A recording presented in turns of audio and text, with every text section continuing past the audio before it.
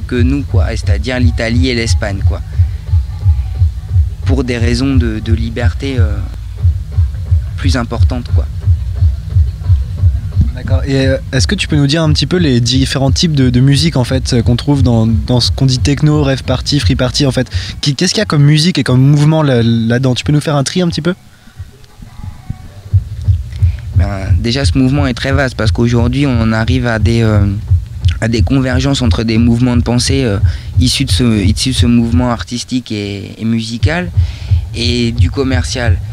À la base, il faut savoir que ce mouvement a déjà été destiné à quelque chose de non commercial et aujourd'hui, dans ce qu'on qualifie de musique techno, ça pourrait être assez simpliste et on en voit aujourd'hui des courants de pensée comme la tectonique qui sont complètement inverses au mouvement justement, mais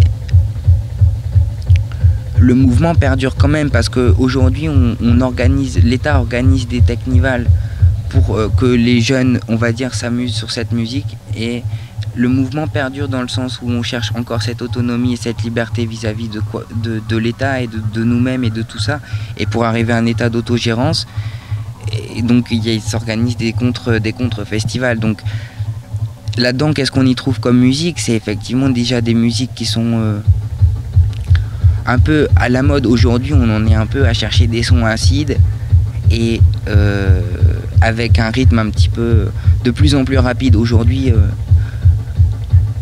Putain, en fait, je m'égare complètement de la question, quoi. Mais aujourd'hui, ouais, c'est clair. Et donc, quelle musique en fait on trouve dans les rave parties?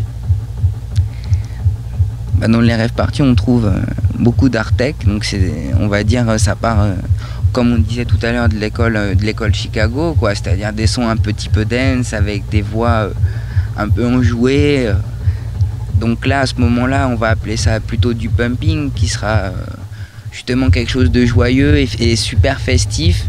On peut trouver aussi de la techno plus industrielle, comme on peut voir dans les pays européens du Nord, quoi, qui est quelque chose de plus carré et détruit dans, on va dire, dans les gammes de fréquences et un peu crade, on va dire, quoi. Et après, on peut trouver des sons bretons, par exemple, quoi. Les sons bretons, c'est celui qui te fait chercher le farfadet jusqu'au bout de la nuit, quoi. Et est-ce qu'il y a une certaine philosophie, une certaine idéologie en fait derrière ce mouvement des free parties?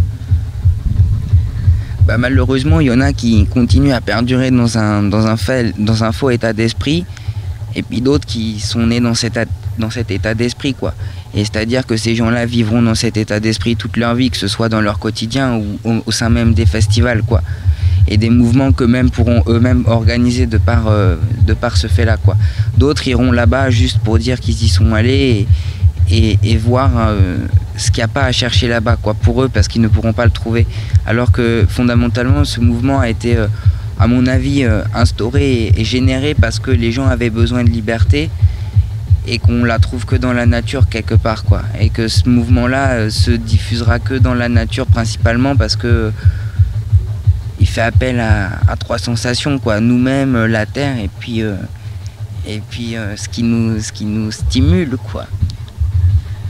Est-ce qu'il y a d'autres personnes qui portaient des valeurs pareilles, on va dire assez altermondialistes en fait, autres que dans les rave parties?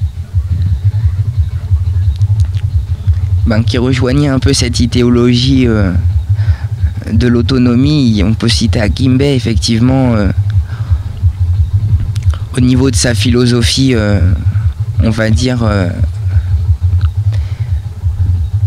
pas presque anarchique, mais un peu revendicatique au niveau de l'État. Effectivement, qui cherchait cette autonomie. Pourquoi? Parce qu'il avait vu ce qu'il y avait à voir dans notre monde, quoi. Et que lui-même cherchait par l'écrit et cette liberté, et qu'en fait, en fin de compte, qui a été atteinte par plein d'états, mais ce mouvement techno, quelque part aussi, ce qui est super intéressant à voir, c'est qu'il a amené énormément de masse, et du coup, de par le regroupement des musiques qui convergent, je vais parler par exemple de la house, ou comme on peut voir Bob Sinclair ou David Guetta, tout ça, c'est quand même des mouvements électroniques, mais assez rapides, donc on pourrait qualifier quasiment de techno, si on regroupait ça dans un terme grossier, quoi. et bien fondamentalement ces festivals-là pourront regrouper tous ces gens-là, quoi. Et enfin, quand on pense aux rêves, on pense souvent aux drogues. En fait, c'est une association qui se fait naturellement.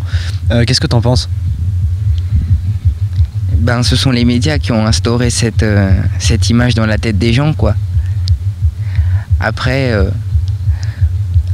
ils l'ont développé jusqu'à un jour où est-ce qu'ils ont dit on peut plus continuer à développer ça comme image, on va développer une autre image des rave parties et des free parties et des technivals, on va organiser nous-mêmes les technivals et on va montrer une image propre de la France en disant que nous on est l'armée, la gendarmerie et qu'on gère bien le truc. Et effectivement ils gèrent bien le truc, il n'y a pas de problème, mais ils savent très bien ce qui se passe et puis ils gèrent forcément tranquillement en fonction des choses, quoi. Merci beaucoup Julien, bonne soirée. Bonne soirée.